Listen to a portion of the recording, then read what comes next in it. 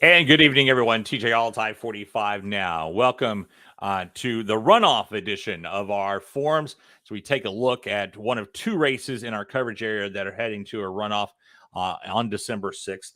This is by far the biggest one, and that is for council position 7 in League City between Saunders, who squeaked out, I guess, having the top number of votes there just by percentage points against Larissa Rameriz, who came in second place there. Neither one getting more than 50% of the vote. So we are headed to a runoff.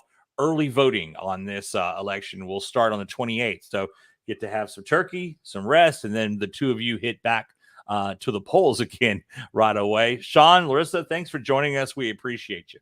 Thank you, TJ. Thank you, TJ. And those of you who've watched what we did earlier, we did get one-on-ones with the candidates this time, a little bit different of our formats. We were glad to be able to at least the candidates accommodate us on that one.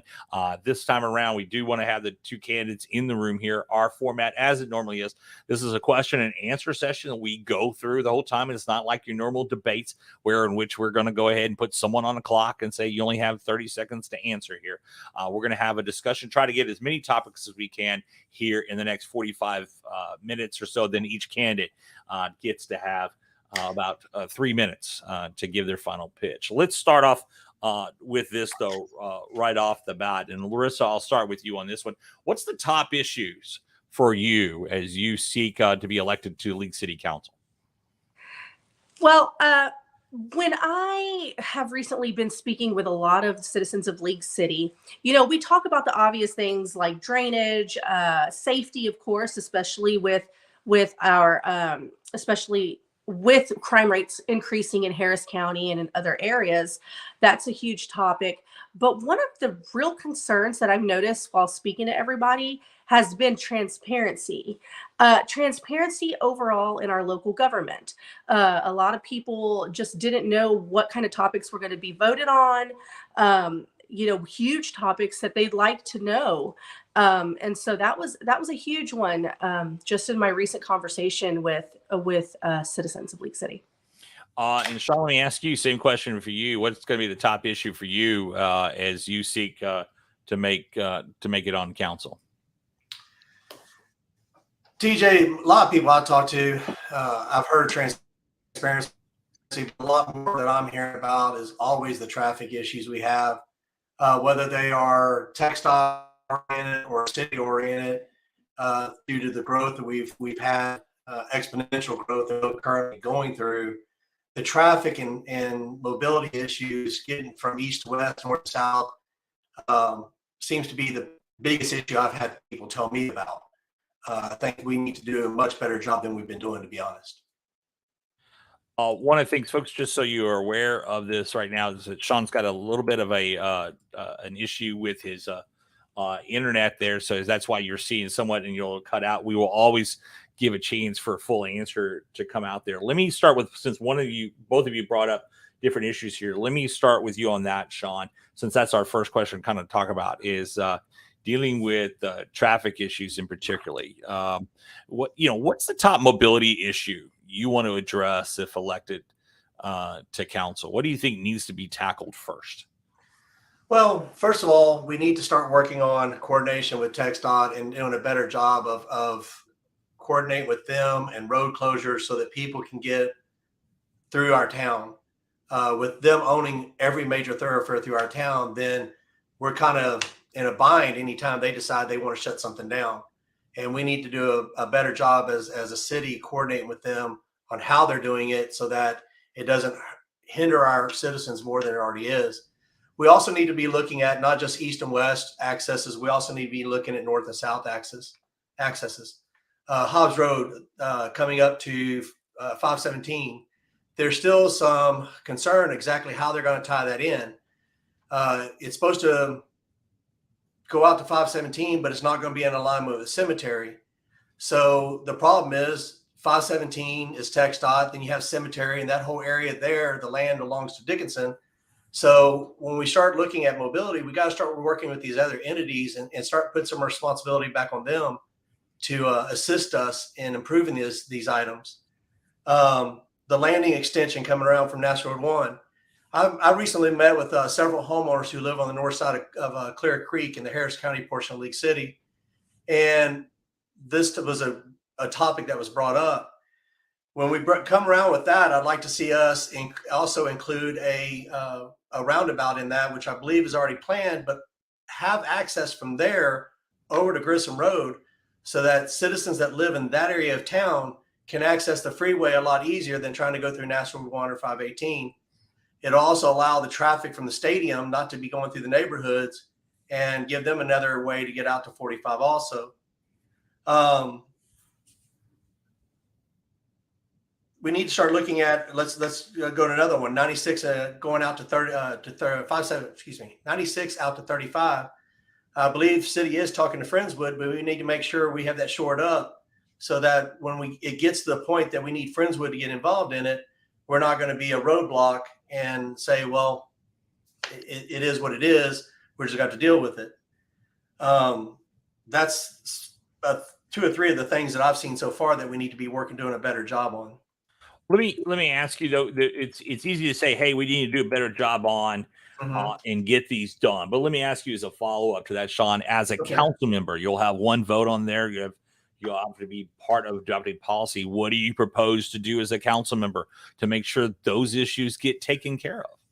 Well, first of all, we need to be looking at making sure the city is doing matching funds with TxDOT, seeing what we need to do on our end to make these projects happen, whether it's TxDOT, Friendswood 517, or 96 out to 517, or Hobbs down to 517. We need to make sure we're doing our part also. I'm sorry, my internet's acting up again here. Can y'all still see me? You're clear. You're clear right now. Yeah. So we need to make sure we're doing our side and directing our city management and our city departments to stay on top of it. As a council member, again, does the projects require that we have some kind of matching funds, that we're just not saying, hey, go do this, it's on your dime, and us not being chipping in also? We're going to be using the roadway, so if we are required to do some kind of matching funds, we need to find the money to make sure we're doing it. As a council member, that's my job, is as a council to direct the city manager to follow through and do his job along with his department heads. Because we could talk about, as we came on the air here, and for those of you just joining us, we have Larissa Rameriz and Sean Saunders through the candidates for League City Council position 7 in the runoff. The early voting on that starts the 28th. That's next week.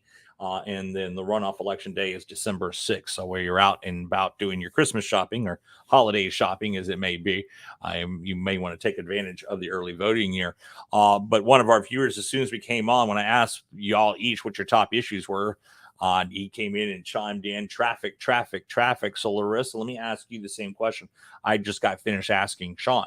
It is, if elected to council, we all know that, there's things that need to be done, but if elected to council, how do you make sure that these are done and those projects that are priorities? And as Sean mentions, the communication with TxDOT improves to the point that you can then relay that to the residents of League City.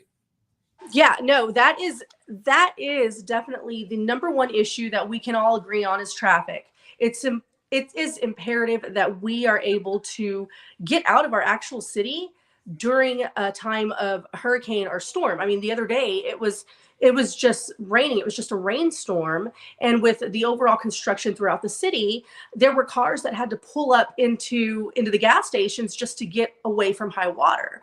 So it is imperative that we, first of all, complete the bond projects, the projects that were initially set for that bond. I'm in construction management. I'm a construction management project. I'm a construction project manager, and part of my job is to make sure that that we are using our resources within our funds and being able to push along those projects in a timely manner, right? And kind of being able to foresee some of those delays that could come up. And so early on in my candidacy, I met with the with our staff and with our city manager. And I kind of wanted to get a feel for what projects were being handled by TxDOT and what projects were being handled by our city, right? And so they were so helpful in kind of explaining what projects were handled by TxDOT versus what were handled by the city. And, you know, some of these projects that are being handled by TxDOT aren't solely handled 100% by TxDOT. We have some that our city has a hand in as well. So there are projects that maybe our city is handling the engineering portion of it, whereas TxDOT is handling the other portion of it or managing the project. So there are several projects that we currently work hand in hand with the city works hand in hand with TxDOT to push along. And those are going to be your major projects, the ones that are closer to, you know, the major highways. Now, other projects, you know, maybe some that are in some of just the streets or the neighboring streets, those are going to be handled solely by the city. And so it boils down to, and not that our staff isn't doing a great job, because they really are working hard, but it boils down to being able to, first of all, understand the complexity and who's handling the current projects now, identify ways to push those forward, and also take into consideration what's in the pipeline now and how that's going to affect everyone. Because ultimately, we want to be able to get out of our homes, you know, should a disaster occur. Shoot, I want to be able to get out of my home just to go get to work at 8 o'clock on time, you know? So as a council member, you know, I plan to continue those efforts and have an understanding, work alongside with, and I know it's easier said than done, but work alongside with our city manager, with our staff, to make sure that we're taking a proactive attempt to identify those delays and push these current bond projects forward, complete them, while we have these other ones, you know, coming up in rotation. But along the way, it's one thing to kind of keep tabs on them, but there is, how do you then deal with, and I'll start with you, Larissa, and come back with the same question to you, Sean, is that, okay, delays are going to happen. We know that. And along the way, but what is the best way to handle that? You said at the top, Larissa, that you felt a lot of times people didn't know what was really going on. I'm not sure what more can be done to keep folks in the loop. I mean, I see constant updates coming from the city when there's road updates going on. They're on the agendas or on the websites or on the Facebook page. But how does that better get communicated then to, hey, this project is here and this is what our timeline is now? How is that not getting done now? And if it is getting done, how do you more effectively get that out to the public in general? I'll start with you, Larissa. No, that's a great follow-up question. So they do list the projects out in our city manager update that we receive. And one of, you know, and it says, okay, this is going to be closed. And then they also, League City staff does an amazing job at being able to publish those items on social media and what have you. But when I speak of transparency, earlier I speak of being able to maybe like a monthly, you know how you have your city managers update, maybe having a city council update, your monthly city council update on City Matters magazine and online, just to kind of give everyone an overview of what we're voting on. That's what I mean when I say right. And I understood that. I'm talking about specifically on the road issues. We're going to come to that specific issue there a little bit later, but particularly what we're talking about is traffic here. That's a lot of times the most what we hear from folks is they're not, hey, I didn't know this road closure was happening, or why is this taking so long, or who is responsible? You went and asked who was responsible for certain projects and go on. And that's what I'm talking about. Yeah. So being able to not only put that out on our social media, put that out on our magazines, but, you know, I think it would be, and this is just me not having having a lack of knowledge on how much an app would cost or anything like that developmental process. But I think it would be really neat to have incorporated in an app to where, you know, similar to that of like Google or Waze, and be able to say, hey, League City, you know, this is what our projected, you know, timeline, our traffic is. And I think it'd be nice to do something like that with this technology nowadays. We do everything in an app. And same question to you, Sean. But let me, as I bring this up about about sharing that information, I'll share you something that is readily available to the public. It's something we get ourselves, and I know that the city gets. What you're looking at right there on your screen, the both of you, is this is a daily update. I know that every city around gets this. We get it as well, and it's just the I-45 update on what lane closures are going to be taking place. Now, this will be one way for a while, and then it changes up. But what happens a lot of times is, and Sean, since you talked about coordinating with TxDOT more, this is why I'm going to go to you on this question, is that, we'll get this information, and then all of a sudden we find out at, 1 hour before it starts, it's changed now. It's not going to happen now. Or a closure happened that wasn't supposed to happen. And when we asked TxDOT about it, they said, well, the contractor decided to do that. And when Larissa pointed out later, it's not always 100% TxDOT or 100% the city. There's also a thing of who's responsible for doing the actual work on the ground. It's a contractor who is responsible. Even the public relations folks for the TxDOT doesn't even know sometimes, a lot of times on these major projects, what's about to happen. So how does that get fixed along the way? Go to you. Real quick, TJ, I'm so Larissa, sorry. let me go to Sean first. I'll let you come back on that. Okay. All right.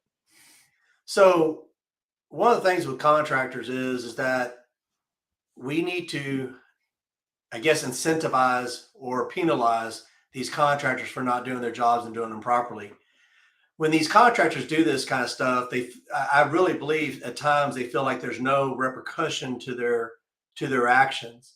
I do have to agree with what their TxDOT and the city saying that, hey, we were told this, and then all of a sudden now they're not doing this, and they decided, well, instead of doing that, we're going to do this instead. And they're not coordinating it with the city, or the city's not coordinating it with TxDOT or whatever.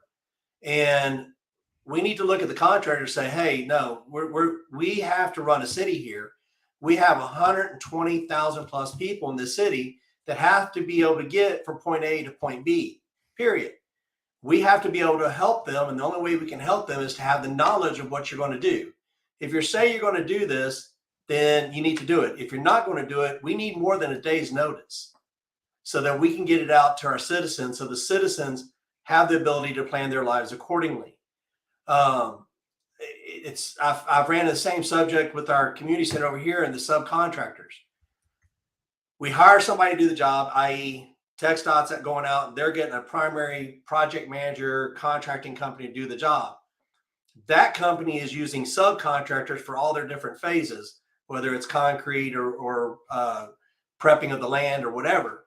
And when you do that and you start using these subcontractors and there's no penalty, honestly, in my heart, I don't think that they care. Whatever they want to do, they're going to do.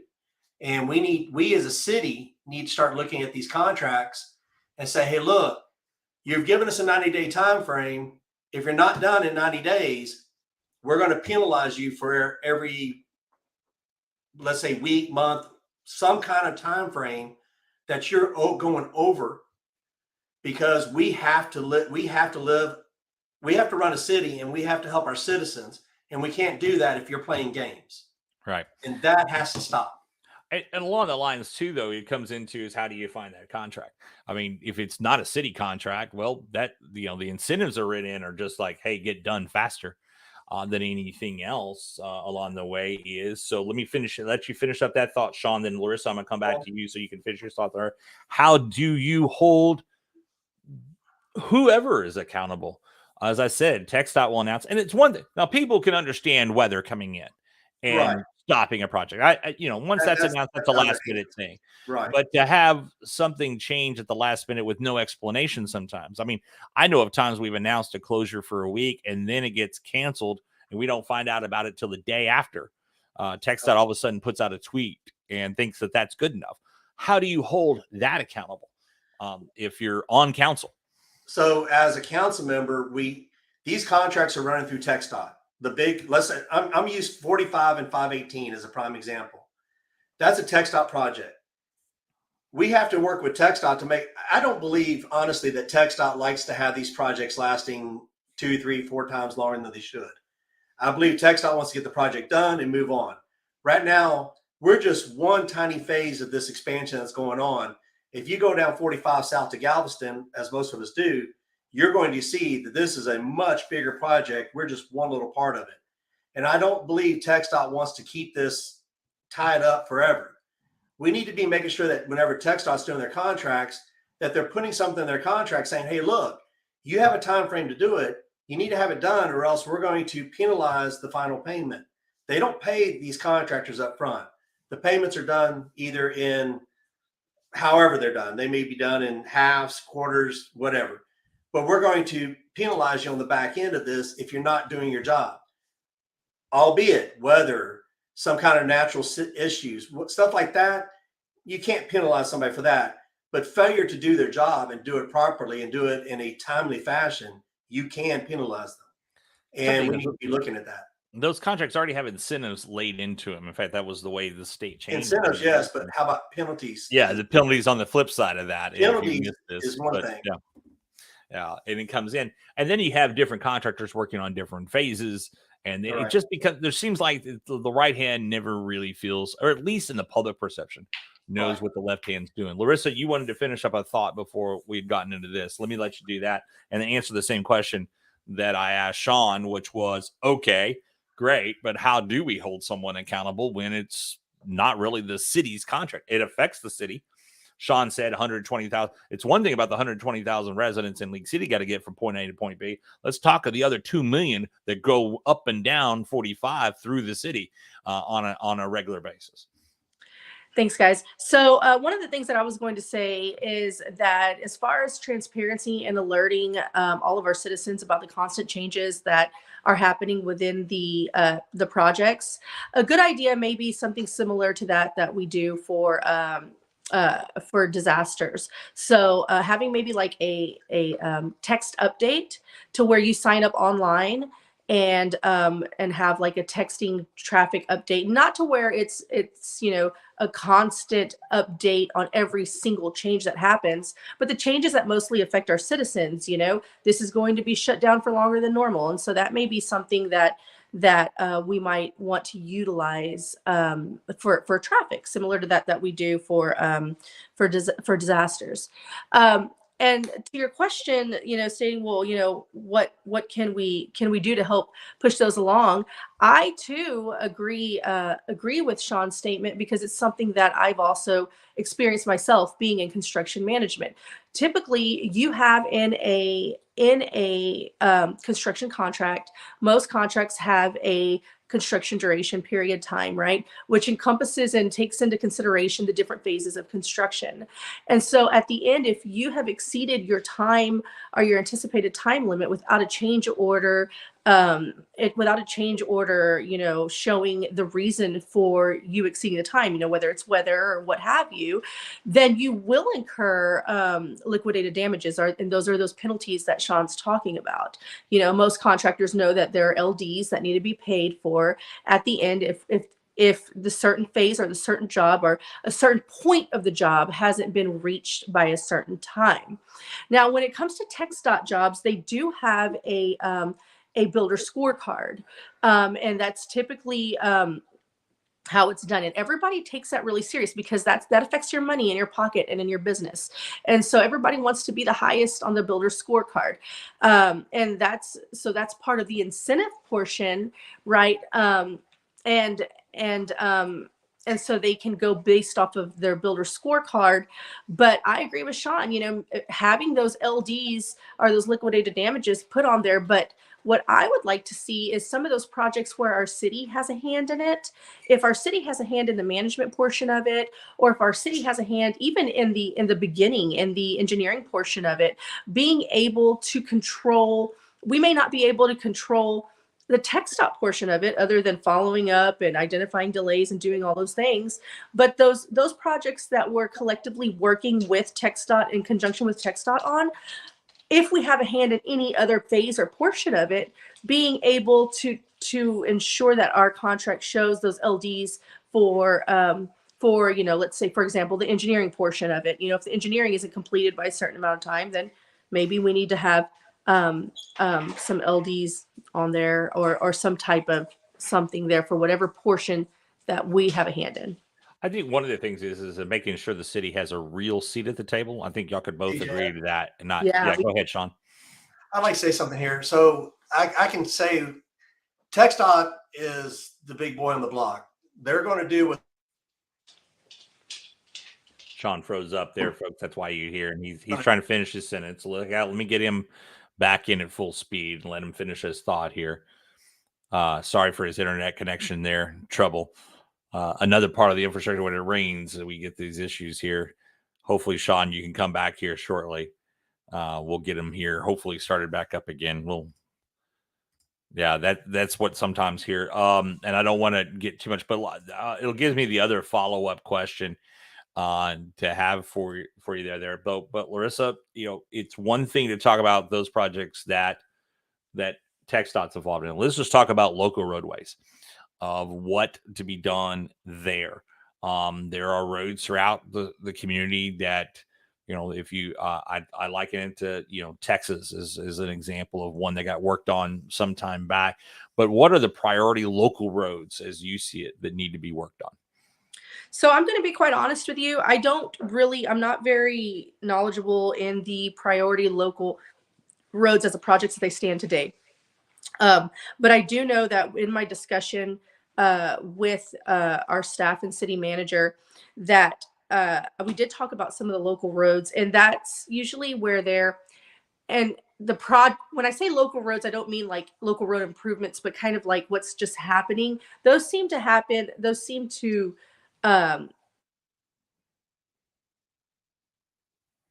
Now we lost. I'm sorry. Yes, those. There we go. I'm here. Those Okay.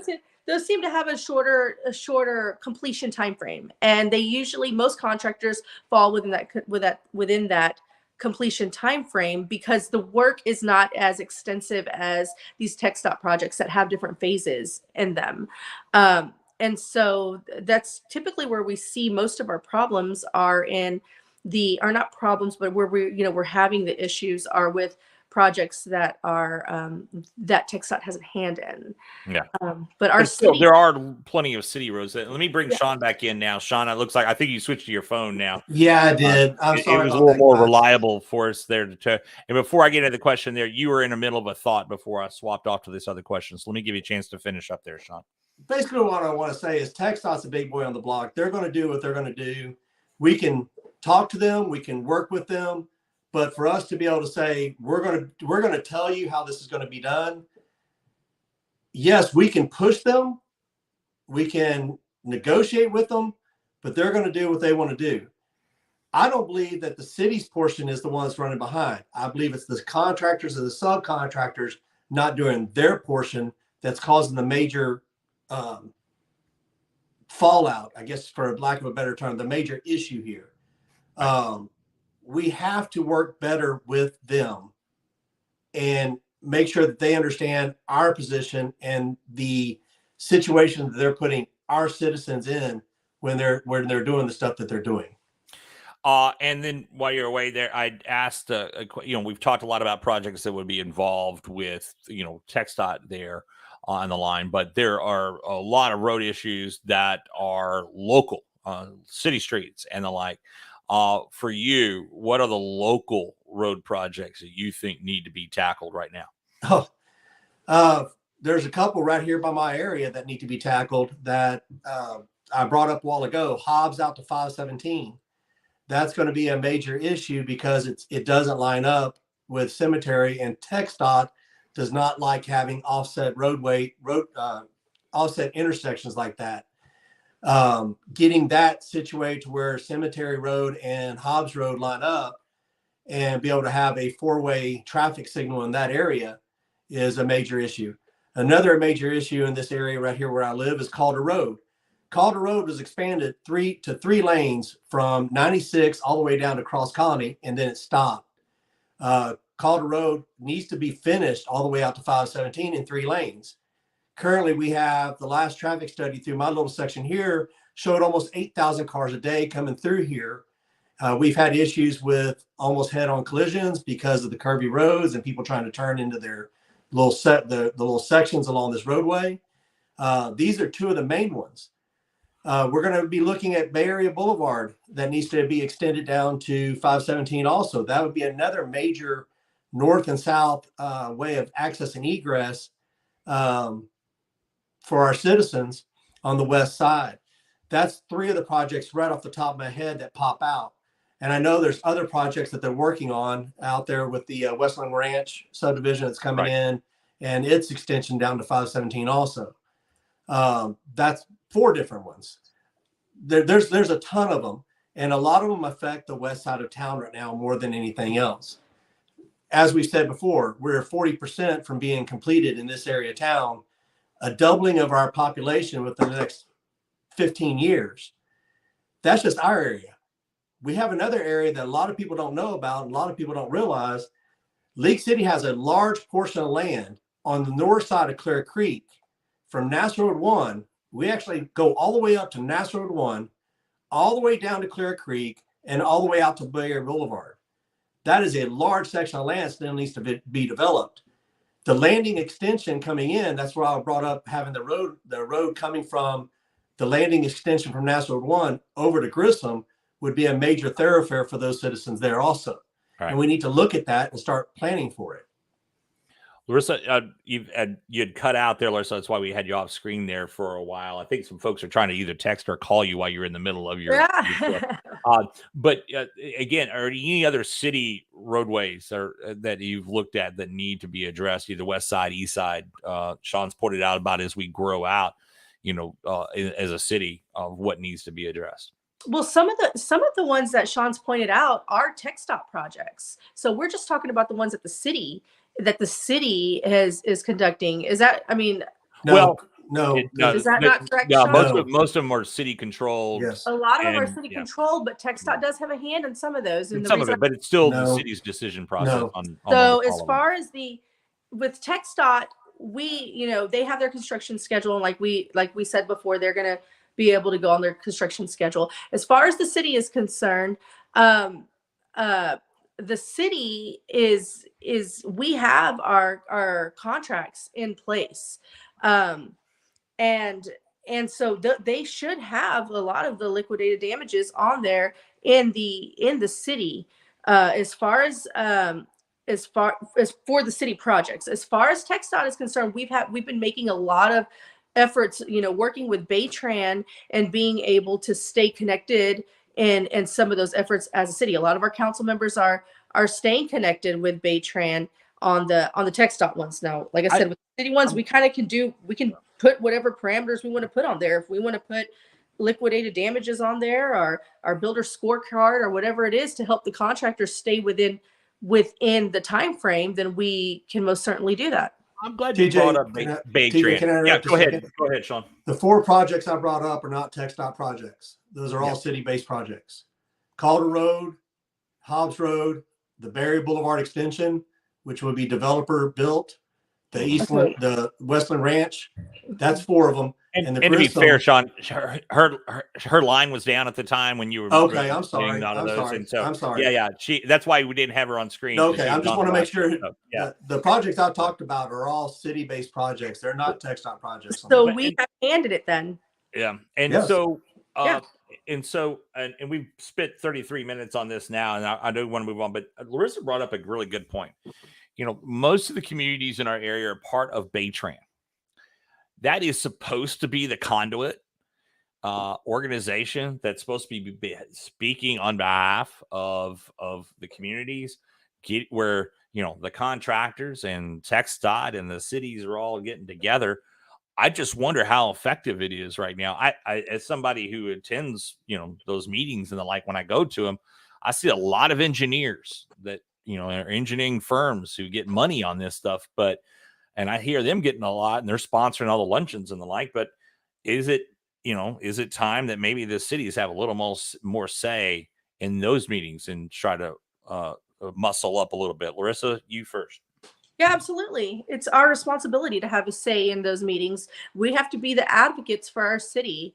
As council members, we have to be able to be the voice for our citizens, for our constituents. And so it is absolutely necessary for us to be involved and to be there and to be present. And we do have some council members who are involved with Baytran and with those meetings. And so, but like I've said before, with a lot of council members moving on and moving to other endeavors, it's imperative that we have somebody who's going to be able to be present and be there and be the advocate for our cities, to hold them accountable, to speak up and say, hey, look, this is how it's affecting our city. This is how it's affecting our people. And this is how we're affected, to where we can't even leave our city if there's just a simple rainstorm. All right. And to be fair, it's not only Baytran, but also HGAC, which the city does have representatives on each time, but it Yes. becomes like a bigger pie at that. Sean, the same question to you. I have to agree with her. The city council has to be a part of both HDAC, which they are, and Baytran. We have to be speaking for the citizens. We have to be speaking for our city. And we are the largest city in Galveston County, and we need to be that. We need to be able to use that and say, hey, look, we need these projects done. We need to start working on these projects, and we need your assistance. The project I brought up about Cemetery Road Hobbs, that's going to be for lack of a better term, a regional project, because that's going to have to coordinate with TxDOT, Galveston County, Dickinson, and League City.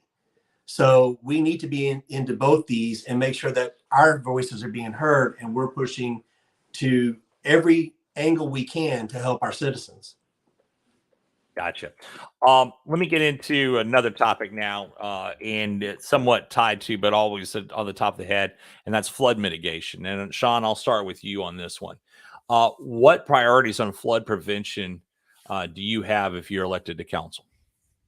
My priorities are, we need to step up the pace on these the $75 million in bonds that we passed for the projects that we already have on agendas.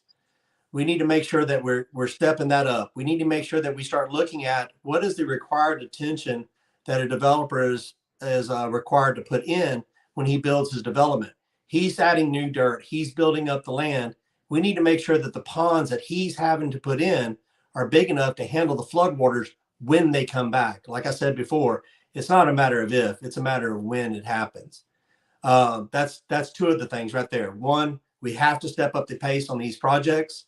And then two, we have to make sure the developers are doing their end too. Same question to you, Larissa. So flood mitigation is my forte. Like I've said before, I've worked in disaster recovery for 20 years. I agree with Sean that we have to be able to complete the bond projects. And I know that there are several current council members who are diligently working with not only with local watersheds, but working with other municipalities, to be able to work through that, because we're League City. We all know that the water's going to flow from one end and go all the way down to the bay, right? And so being able to have that relationship with other municipalities is imperative for us. So yes, completing the bond projects, continuous efforts with other municipalities to make sure that not only we're all in agreement with the way the water flows, but also, as it goes hand in hand with, drainage and flood mitigation goes hand in hand with our traffic. Everything, those are the two big topics that we're having issues with. And then being able to identify and stay involved with HGAC, there are current funds. There are CDBG funds that were recently that they're trying to figure out how it's going to be allocated and what projects it needs to be allocated for. And so those are helpful in being able to get some of those, some new projects done, or things that will help with our flood mitigation, being able to identify what projects that those funds can be allocated to, and allocate those funds to that project, so that way we're keeping our costs low at the same time. Sean, you brought up about the bond issue, so let me ask you, Larissa, what's a project that was in that bond referendum that you think needs to get going faster than way you're seeing it right now? I mean, so a lot of, and I don't want to, I hate to go back to the first issue that we were talking about with the text dot, but I guess that's just kind of what pains me is some of those text dot projects and widening the roads as they adapt with our growth as a city. I just want to really see a lot of those taken care of, so that I've been on the transportation and infrastructure committee meetings. I've been there. I've seen what's coming up in the pipeline, and and some of those projects, I'd like to see, like I said, the ones that were on there with some of the text dot projects just completed. Same for you on that one, Sean. What are your priorities that you think should be a priority? It just doesn't seem to be moving fast enough from the bond referendums, I should say. I'm sorry, sir. I said for the bond referendums of what they got passed. What projects are not moving fast enough in your mind? In my opinion, right now, the ones that aren't moving fast enough are the flood mediation ones, the widening of the canals, the widening of the detention ponds that we have.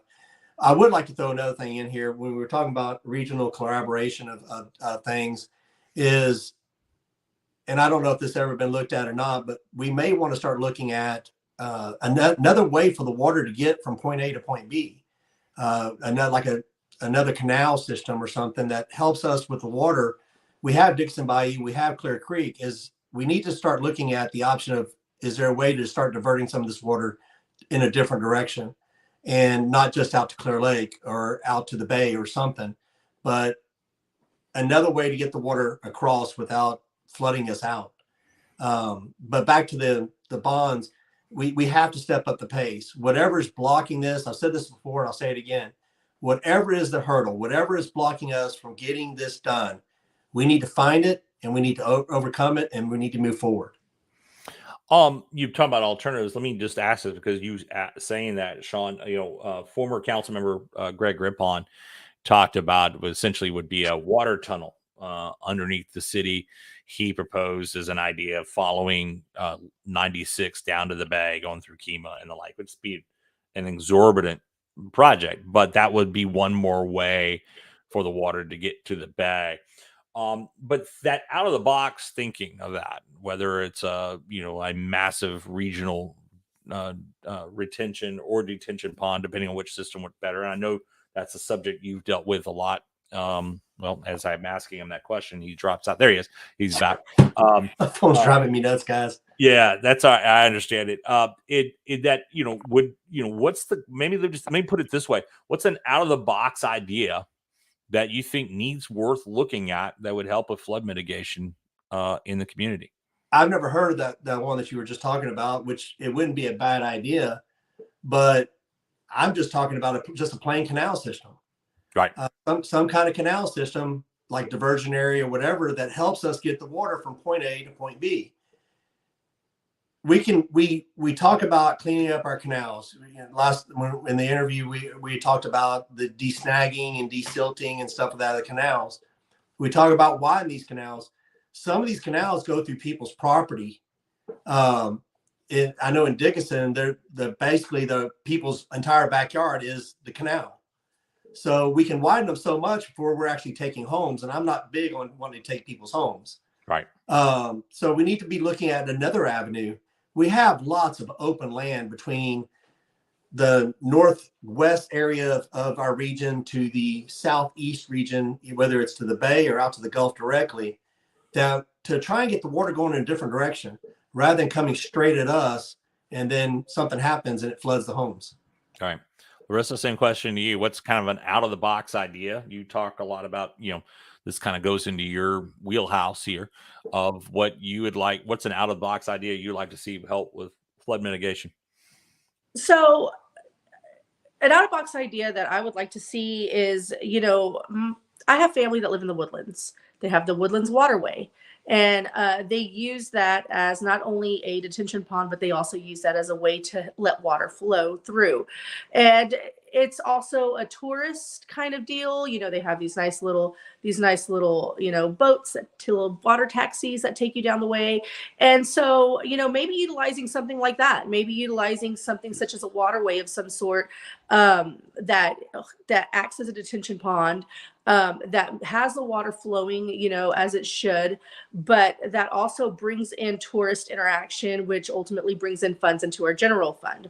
I also want to touch base. I know that you mentioned about the underwater canals. I know that Harris County has implemented some underwater canals as well, and And so to be fair, that's where the idea Greg Rippon, when he was on council, that's where he got it from. To point out. yeah, for Harris County. And so maybe combining some of those efforts, you know, so that water can flow. And I like the idea of having a multifunctional use for that, so that not only are we allowing the water flow, we're allowing for, you know, for commerce to come in and help fund our general fund for some of the other needs that we have in the city. With that to talk right now, and I'll start with you on Larissa on this, and then Sean, you next. Taking into account, let's just, you know, we'll look ahead just one season ahead. Next summer, when the next hurricane season comes around, and this would be on infrastructure and on manpower for public safety, is the city ready for another Harvey or Ike? Why or why not? And I'll start with you, Larissa. Good Lord, we can't even get gas in our gas tanks. Never list another hurricane. And never list another hurricane like Ike. I don't believe we are. Just like I said earlier, you know, just my general review of a pure storm, just a rainstorm we had the other day with our construction efforts, or with the current construction that's going on with our city. There were cars that had to get off of the roadways and get into higher ground. And so, and it all ties in, like I said, you know, flood mitigation all ties into our current traffic projects and everything that we have going on, our growth.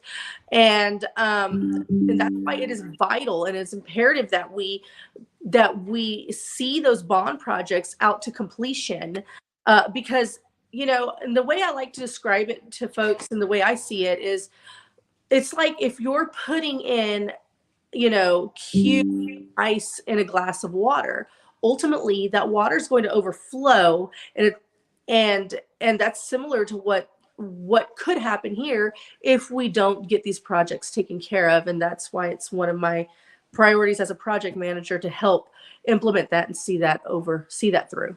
Same question to you, Sean. You know, next summer, let's say another Harvey or Ike makes its way here. Is the city ready, both in infrastructure side and first responder side? On the first responder side, I will say 100% unequivocally yes. I believe the city is 100% ready for it. They've been through it once. They know what the pitfalls were, what the good points were, what the bad points were, and they've worked out a plan to be implemented if something like this was like Harvey or Ike was to happen again. They've been through it already. They know what they need to do and improve upon their action plans. The infrastructure mode, I believe we are ready, but I do believe that we have to continue and speed up these projects on these ponds. Again, we have less than a year, roughly, and then we're back in hurricane season. They are moving dirt. My ponds alone, they pulled out 10,000 cubic yards out of 3 ponds. They're working on another pond around the corner from me. They're already setting up to work on, like, I believe it's 2 more out of the 18 ponds in Bay County alone. Right. So I believe they're doing it. I just believe we need to step it up. We need to move a little faster. We need to get rid of the roadblocks that are hindering us in any way. That gives in kind of another side of things. You know, you talked about how much is left to be developed. You know, a lot of decisions come before council, and Sean, I'll be starting you with this, and is that you have to make a decision on a housing development, commercial development, tax abatements, and the like. There's been a long-standing argument in League City, I would say the last 20 years for sure, of too much control by developers or too much control by the city over development. I asked y'all both this question when we had our one-on-ones, but I'll start with you, Sean, is how do you find that balance between the development that the city could use for tax revenue, be able to pay for a lot of these projects, and making sure that it's something that doesn't come in where we see a Bay Ridge situation where the city takes over a property that just we know now just wasn't ready for flooding. But now the city's having to pay for that because the developer was short-sighted when it was done. Well, how do you balance that where someone can still develop, make some money off of project, people can live safely, but also at the same time, not where you get a situation where 20 years down the line, you're writing a bigger check just to fix problems? It's kind of what I was talking about earlier. When we work with the developers to plan out their subdivisions, I mean, the developers come in, they bring a plan to the city looks at it, they approve or deny it, or they send it back to them for corrections or whatever. So when we get these back, first of all, we need to make sure that whatever they're doing enough detention or retention. I really firmly believe that the city needs to increase the amount of detention required by the developers. Not to sound anti-developer, but the developers coming in here, making money and going down the road. They're moving on to their next project. That's their business. That is what they founded their business on. That's what they're going to continue their business on until whenever, from time on. We have to make sure that they're not coming in here and using our city in an inappropriate manner, and that we require them to do what needs to be done to prevent that from happening. If our detention, I think, is 60%, if memory serves me correct tonight, we need to step it up and go 70, 75%, and to where we don't have that happen in the future. And that's a fair point. And Larissa, I'm going to roll this into as I do the follow-up with you on this too, is that a lot of times it is the development and then any retention or detention that's added in as part of that is based on the last thing or some the 100-year floodplain where, which used to be would only happen every 100 years. I think now can safe to say, based on a lot of factors, we're seeing that like every 25 years for the 100-year flood that comes in there. So how do you, because listen, and you bring up a good point. You don't want to fault the developers on everything. They're here to make their money and move on, but it goes into, they're going to try to cut every expense that they have, just like you would in trying to do a project. Exactly. It's a business. How do you do it where you're not stuck with the bill, millions and $1 million bill later down the line where the taxpayers are paying for it, to make sure maybe you overbuild for mitigation and prevention? I'll start with you on that, Sean, then Larissa will let you come in on that. Well, I'm sorry. It's pretty much the same answer. We have to work with these developers, and we have to be proactive in our thinking. Reactive spending is what causes us too many headaches, too many problems, and it hurts our bottom line. As a city government, we need to be taking in more money than we're putting out, or at minimum zero now. But we have to make sure that the developers are doing their portion so that in the end, we're not getting hit with it. We need to be bringing in the right type of development too. Not just every single thing that wants to come in. We need the right type of development. I do like some of the more major master plan communities, because there's more for us to work with them, because they're putting in the bigger parks and the bigger amenities as they're building these huge subdivisions. They're usually putting in more amenities. Well, we can work with them on the ponds issue and incorporate those ponds into the amenities. Right. If that makes sense what I'm saying. Like such as parks and stuff like that. Parks that are supposed to be flood areas and everything. Have those, instead of being level like our park here in Bay Colony West, it's actually lower than the area next to it. So in essence, it's a form of detention or retention area. Which is what we're seeing in Harris County. The Harris County Flood Control District has made that parks now basically are built to be flooded. Larissa, same questions to you there. I know we covered a lot of ground, but it gives you a chance. But start, if you would, in how to on development, is that how do you as a city council set policy so that you're not writing a much bigger check 30 years from now, 25 years from now, when a flood comes through in a development that supposedly was built like be ready for it, but obviously it's not, like we've seen in other communities. We're the largest city in Galveston County. And with that being said, it is our responsibility as council to hold these developers to a higher standard, overall. Now, I know that because I'm in the construction business, that if I'm going to go and, if my company is going to submit a bid, or well, not my company, but, it's going to go submit a bid for a certain project, that we have to hold it to a higher standard, not only for ourselves, but for the city. And that's something that we have to hold them to. Now we have, whether it's adding more engineers and more surveys to be able to survey, have not only a pre-construction survey, but a mid-survey, and maybe add in another survey just to be sure that this isn't something that's going to affect us as a city going down the line, should something hit that we have to pay out more money for. So as League City, we already hold our even our businesses that are coming in, we hold them to a higher standard. It is our responsibility to hold the developers to a higher standard. It's also imperative that we stay in communication and constant communication with our developers to understand what the different phases and processes are that they're planning to do, and so that they also understand what our needs and our requirements are as a city.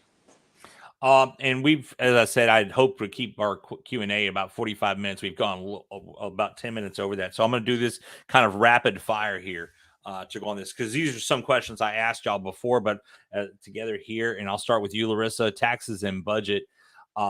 Tax rate management, what's your priority in that quickly? I want to keep our taxes low.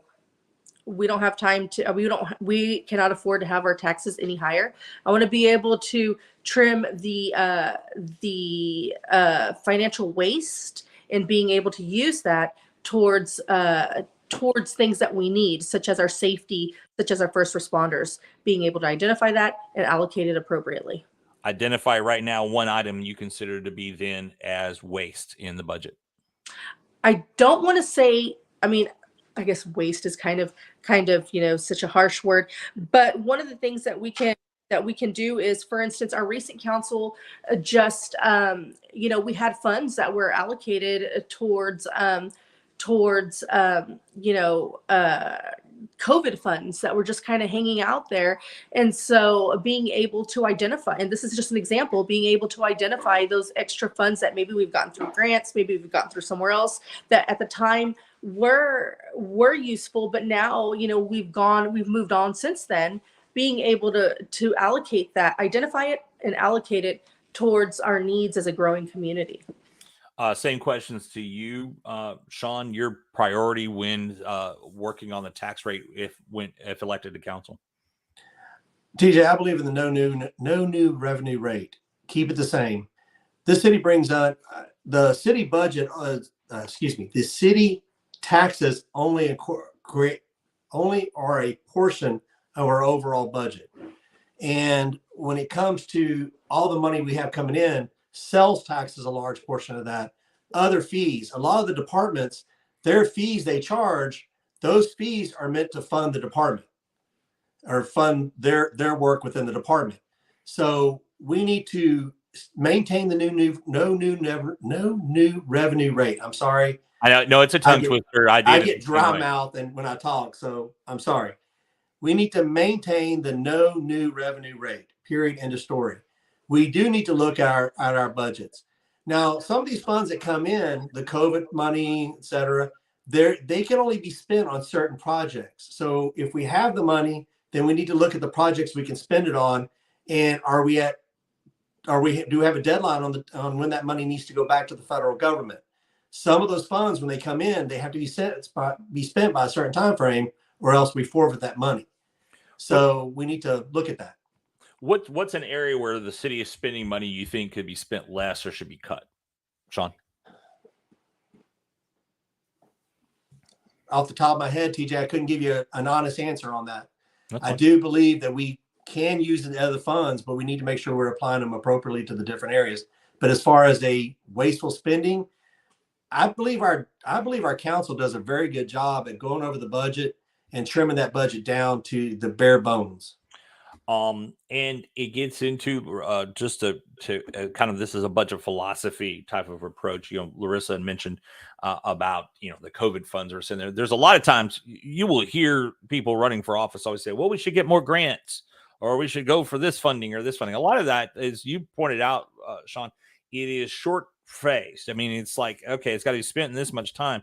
And of course, hiring a position to take care of something like that, but then that position is still around even when that money isn't. And so let me ask you, starting with you, Sean, then to you, Larissa, where are you philosophically on the fact of, all right, we've got some money here, it's from a grant or whatever, we're going to spend it for this, of making sure that you don't create a budget expense that'll last beyond where those funds were? No, I'm against doing that kind of stuff.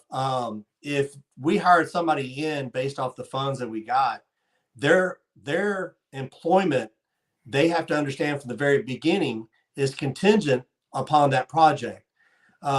Years ago, the city I worked in, they had been bringing in tax money that went into the general revenue fund that was supposed to be going to an entity itself. It wasn't supposed to be going general, it was supposed to be to an entity. Our city budget, whenever the voters voted that tax down, was millions of dollars that they didn't have anymore. And it was causing, the city was looking at layoffs. They had to cut a lot of different things in order to fund those areas still. I do not want League City to get into that kind of boat where we hired this person, we're paying them however many dollars a year, and then all of a sudden we don't have that money anymore and we have to figure out a way to come up with it. No, I'm not in favor of that. So, same question. Oh, go ahead. Go ahead. I'm done. Same question to you, Larissa. This is more of a philosophical question, nothing that's right in front of you, but where do you stand on such things? I agree with Sean. Hiring somebody because of grant money or grant funds that are available is not an approach that needs to be taken. In my opinion, grant money is kind of like, money that we're able to allocate and with assurance that we're going to be able to put this towards a certain project to either complete it or help push it along. Now, as far as any funding for our staff, we need to be sure that we have some kind of concrete funding there, which is typically, gone through our general fund. And in order to do that, we have to be able to identify ways to multiple ways to be able to consistently fund our general fund. And so, one of the cities that I looked at, because I've looked at some of the financials from other cities and kind of seeing how they fund their general fund. Baytown, for instance, Baytown funds their general fund. 60% of their fund is funded by the industrial district. Okay. And we fund our general fund from selling water, sales tax revenue, and what have you. Now, I'm not trying to say we should have a whole on plant here in League City, but maybe being able, since that portion of League City is, we saw 40% that's underdeveloped, maybe doing something similar to that as the Woodlands, to where they brought in corporate offices from Exxon, a corporate building from Exxon, who brought in people, employees, and are being able to contribute to that city. So something similar of that sort, maybe like a Tesla corporate office or an Exxon corporate office, and those type of buildings who can be able to give their part to our city and additional revenue into the general fund. And that's how we should go into deciding on staffing, being able to expand our staff. Let me ask that, since you brought that up, and just real quick for both of you. Let me ask this because you talked about a corporate headquarters coming in or something like that. A lot of folks want to say that every city in Texas wants to bring in a corporate headquarters, but it almost comes down to that business saying, "What are you going to give me to come to your town?" Tax abatements, tax breaks, TERSs and the like. Where do you draw the line of what it takes there? Just less than 30 seconds from you, Larissa. having the contract up front, showing it up front. This is what we plan to offer. This is what we expect from you guys. We're in a great location. We're in between Houston and Galveston. We're in between the Bay. So it's ideal for them to come over here, and just putting that up front, throwing it all on the table up front without any question, and just keeping transparency with them. And yes or no, are you in favor of giving tax abatements to a non-industrial type thing, like an office building? It ultimately, I mean, it ultimately depends on what we have going on. We can only pull so much tax off of our people. We don't want to increase our taxes whatsoever for our people. And if we don't have the funds to do yes that. or no? Are No. you in general favor? Okay. Sean, same questions to you there. Of that, if taken instead, I mean, I hear so many people why we didn't get Great Wolf Lodge in League City. Well, Webster offered a lot to get there, and that's a city that only has to live off its sales tax for the most part. And so there's a miss out on that. It's also between Houston and Galveston, as Larissa pointed out, but has some advantages there. But in League City, what's your philosophy on drawing in the right type of development on that? How much of the cow do you give away? TJ, honestly, I'm not big on giving tax abatements. They're coming into the city. They're going to do business. They're going to make money in our city. Now, I do believe we have to look at some of this stuff, like the 380 agreements, on a case-by-case basis to make sure that the revenue they're bringing in, that whenever the 380 agreement's over, it's going to benefit our city. We need to be able to make our money back, is what I'm saying. Whatever money we're losing, we need to be able to make back in the end. I'm not big on them. Again, these people are coming in, they're building a business, and they're going to make money off of our citizens here in our city.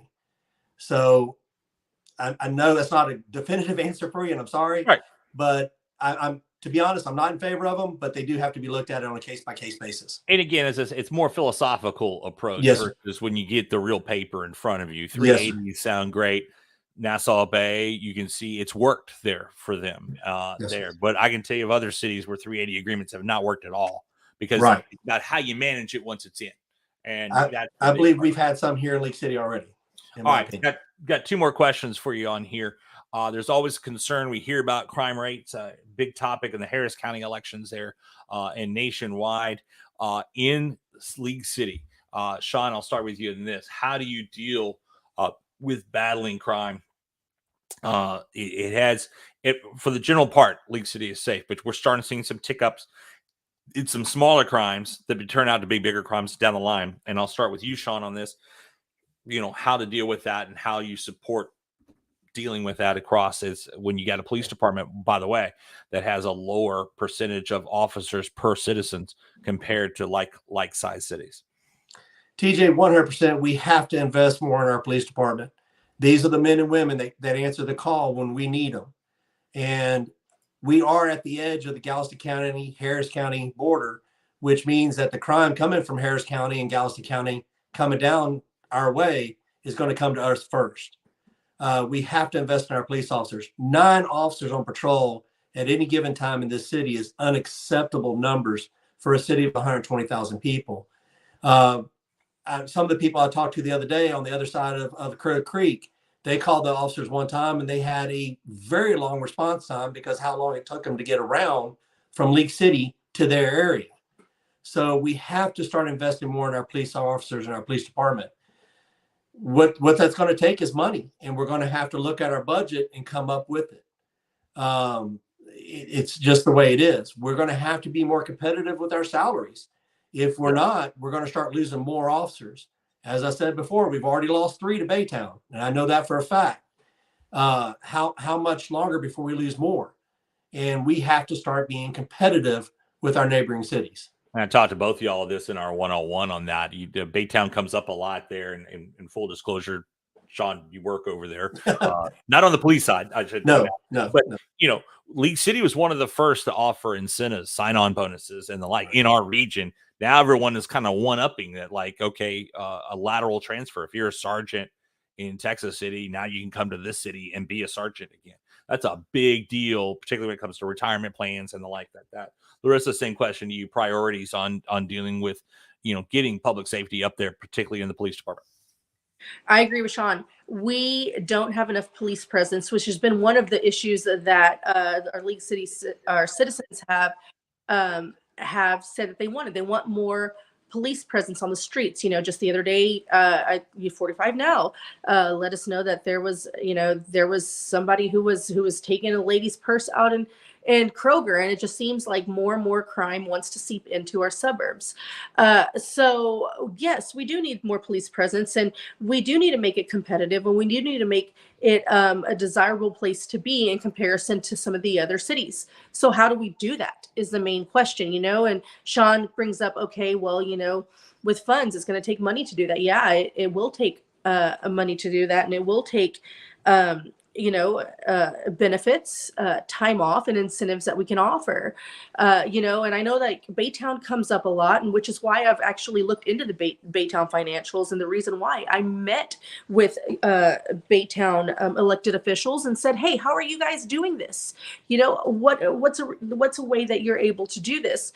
And they let me know, there's different ways that they're able to do this. And that's why it's imperative that we keep that communication with local municipalities to be able to kind of gather what they're doing as well, and being able to identify, like I said, that financial waste and allocate anything we can for the immediate need towards our first responders. In addition to that, working hand in hand with being able to get some of those developers in and continuously fund that general fund. They have more money in their general fund, but you know what? We're League City. We're stronger, and we can get it done. We say that, but it's still, we only have 8 cops on the street at any given time and do that. So it comes down there, push and shove. I'm going to ask you, Larissa, and you, Sean, after this. Push comes to shove. Budget's up there. Funding a new park, hiring 3 new officers. Hiring 3 new officers. Sean? Hands down, hiring their officers. And that becomes the question, though, is that it becomes, when it comes down to, a lot of times when these decisions are made in council, the priorities from election time to sitting there making the decisions will shift all of a sudden. I remember at a time when the city was talking about trying to hire more officers, and the big push for everyone showed up was they were mad because pool fees were going up and a new pool wasn't going to get built. That's who all showed up at the council meeting. So it becomes a tough task for there. But thank you both for bringing straight up on that, because it does come down to all it takes. Sean, you said it probably best, and Larissa, you echoed the same thing. It comes down to money, but it comes down to priorities when it's there. Last question. We're going to have a little fun with this since we are Thanksgiving week. And those of you who are watching this, we are replaying this right before early voting starts. So Thanksgiving's over when you see this question. So bear with us. And then, of course, you'll see it right before Election Day on the 6th. So we'll go with you first on this, Sean, on this question, because this is very, very important for this week. For Thanksgiving, you got a choice. This kind of sets up a philosophy. Like I said, budget priorities or Thanksgiving table priorities. One has to go. Green bean casserole or the yams and sweet potatoes? You first, Sean. Yams and sweet potato. They got to go. That got to go. All right. How about you, Larissa? No, I'm saying green bean casserole. I like That's got to go. Yeah, I lose out my family on that. All right. And do you call it dressing or stuffing? You, Larissa, then you, Sean. We call it dressing. Stuffing. There you go. See, all right. So there we have contrast with both candidates, a difference of opinion on it. No, thanks for playing along with that. I like to, when we get around these holidays, these are serious subjects we talk about, but listen, you got to have some lighthearted moments too here too. All right. For folks that know, before we head on, we had Sean and Larissa pick a number between 1 and 10. I had already written it down. Larissa nailed it on the head, so she got to choose whether she went first or second for the closing argument, as we like, or the elevator speech. Reminder to you folks, early voting starts next Monday, and then Election Day, runoff for Election Day is the 6th of December. So when you're out and about, don't forget, because we had a really good turnout. I think we can all agree, a really good turnout for the election. Both of you getting 11,000 votes, more than almost 12,000 votes in both cases. Here just turned out, great turnout here there. So as I said, Larissa decided to go second. So Sean, you have up to 3 minutes, sir, to make your closing argument to the voters. Yes, sir. Thank you, TJ. Again, I want to thank you for setting this up tonight. This allowing us to actually get out and speak to more of the citizens this way is extremely important. As I've always said, I am Sean Saunders, and I am running for League City Council position number 7. I have kept the steam rolling since Election Day, never letting up. This has been my priority. I want to represent the citizens in this city. I believe we have a great city. I believe that we can make it better. I've lived in League City for over 23 years. I've been a lifetime resident of Galveston County. My endorsements are all from local entities, the men and women who live here or live within the Galveston County area. I'm endorsed by the Galveston County Republican Party, but I'm also endorsed by the League City firefighters, police officers, and EMS associations. These are all endorsements I take very, very dear to my heart. They're very special to me because these are people who have talked amongst themselves and voted and believe that I am the best candidate to represent them and the other citizens in this great city of ours. I want to fight for the citizens. I want to fight to keep the taxes low. I want to make our city even better. I want to invest more in our fire and our police and our EMS because I want to make sure that League City stays one of the safest cities in all of Texas. I believe we can do it. I believe that if the citizens put their trust in me on this runoff election, I will not let them down.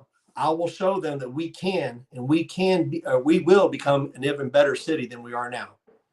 My name is Sean Saunders. I am running for League City Council position number 7, and I'm asking for your vote. Thank you. TJ, I lost you. My fault. I actually turned off my microphone so you wouldn't hear me in the background. So my apologies, Sean. Okay, thanks a lot. Good so you weren't laughing too hard. No, that was my fault. That time around.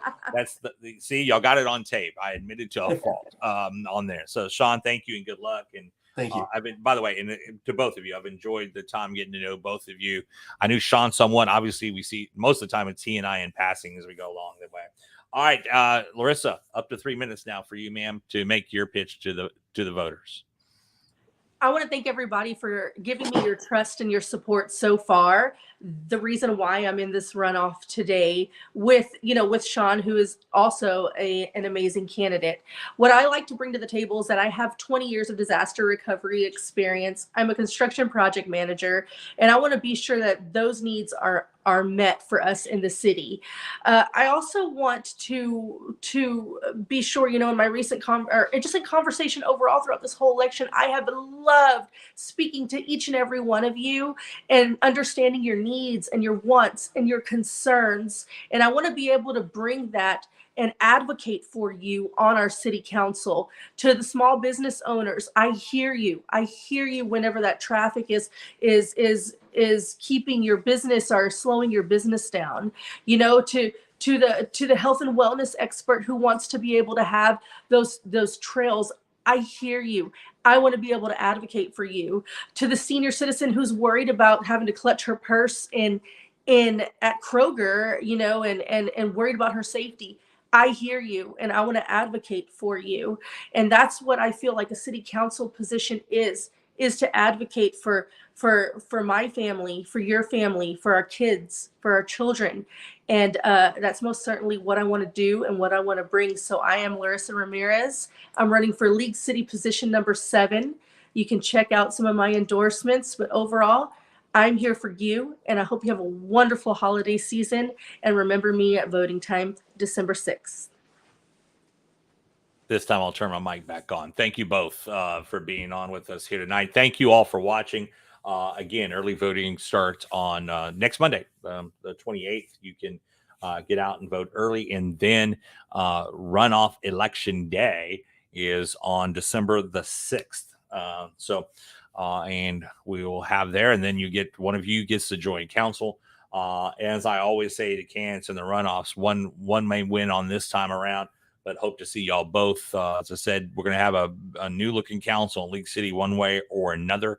Already one kind of familiar face elected, and then 2 other new faces elected along the way as well. And then we'll have a third from here. So thank y'all both for being on with us. We appreciate it for being on, and we appreciate everyone for coming on with us here tonight.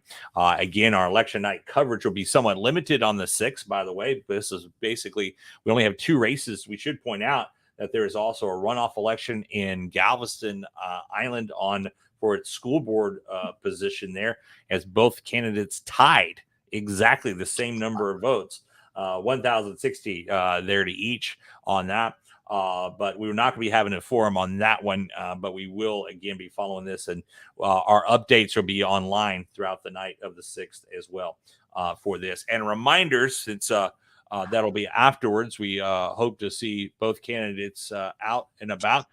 Join us December 3rd, the Grand Night Parade of the Holiday in the Park. Angie Mertens and I will be emceeing that, as we always do. And that kicks off right in the middle of Holiday in the Park, which starts up on the 2nd. We look forward to seeing everyone out there for Holiday in the Park, and a great place for turnout there. And you can watch the Grand Night Parade here on I-45 Now live as it happens. Sean, Larissa, thank y'all both for joining on to us, and thank you all for watching. I'm TJ Alds, I-45 Now. Thank you,